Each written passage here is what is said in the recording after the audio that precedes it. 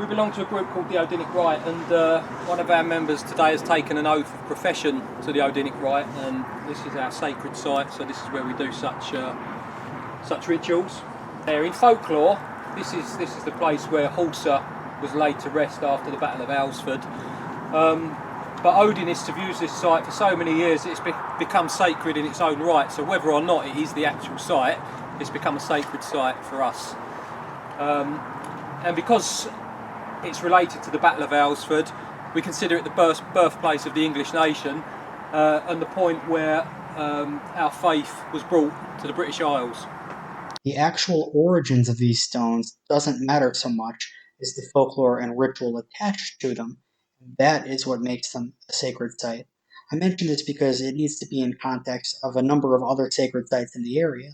The White Horse Stone is revered by the Odinists in particular because of its folklore as the final resting place of the Anglo-Saxon warrior Horsa, who was killed at a battle in the nearby town of Aylesford. It's unclear who won this battle, but the family of Vortigern was on the opposing side, representing the native British Celtic tribes. Vortigern is said to have invited the Saxons Hengist and Horsa, but they turned on him, killing his son and establishing the Kingdom of Kent. The start of the Anglo-Saxons in Britain, and what some would call the birth of the modern English nation. Anglo-Saxons took key positions in politics, royalty, and soon in the church and Christianity, and the country gradually moved toward the Anglo-Saxon bloodline, one that they still have today. The nearby Coldrum Longborough is associated with these myths as well, but what differentiates the Odinists from other pagans that like to revere sites like Coldrum is that the Odinists focus on the Germanic nature of the site. Wiccans tend to focus more on a more Celtic, pre-Anglo-Saxon history. In addition, the Odinists tend to revere the real, actual genetic bloodline, whereas the pagans and the Wiccans tend to focus on the Neolithic cultures and the Celtic cultures as spiritual successors. Odinists see it as a racial succession, as a real form of ancestor worship.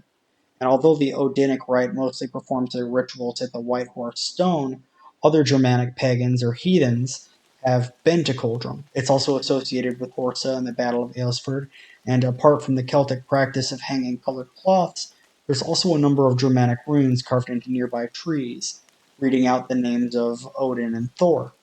A local myth exists that a black prince was buried in it, possibly Horsa, possibly the son of Vortigern. Not even 5 minutes away is Kitts Coty and Little Kitts Coty, two monuments separated by a field and a road. Early antiquarians in 1722 mention a local myth that two kings were competing for Kent and they killed each other in battle, and that these are two monuments set up to remember them. Keeping in mind that antiquarians before archaeology was an accepted science usually formulated a story in their head first and went looking for proof later, it was said in 1659 that the larger of these two was a memorial to Cadogan, the son of Vortigern, who is basically only known for the fact that he died in the Battle of Aylesford when Hengist and Horsa double-crossed them. Little Kitts Coty was a part of a borough that's since eroded away, scattering the stones in the field. Local folklore claims that the stones are impossible to count and that the number changes every time a person tries.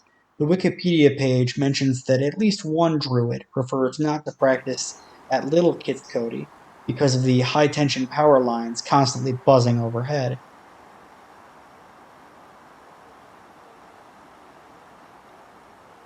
The White Horse Stone nearby was nearly given the same treatment, but the Odinic Rite successfully campaigned against the power lines. What's interesting to me is that all of these sites are associated with the Battle of Aylesford. Me visiting this part of Kent comes only a couple of days after I visited Avebury. Avebury, Stonehenge, the Salisbury Plain, these are all areas which have a huge number of megalithic monuments, more or less untouched.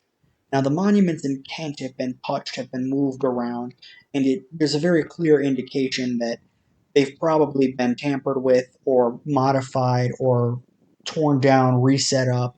There's definite proof that Kitts Coty has been at least part of it destroyed.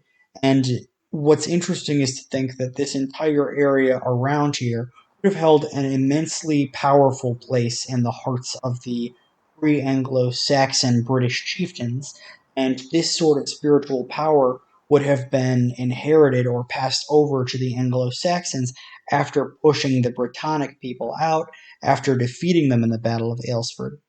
And they would have seen these as spiritually significant sites, possibly burying their own underneath the monuments and taking them, claiming them as their own.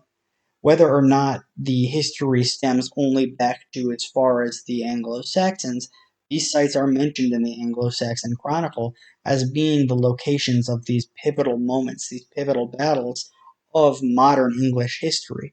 And the Odinic Rite, at least, believes that this site, particularly the White Horse Stone, is the birthplace of the modern English nation and of the modern English Anglo-Saxon bloodline.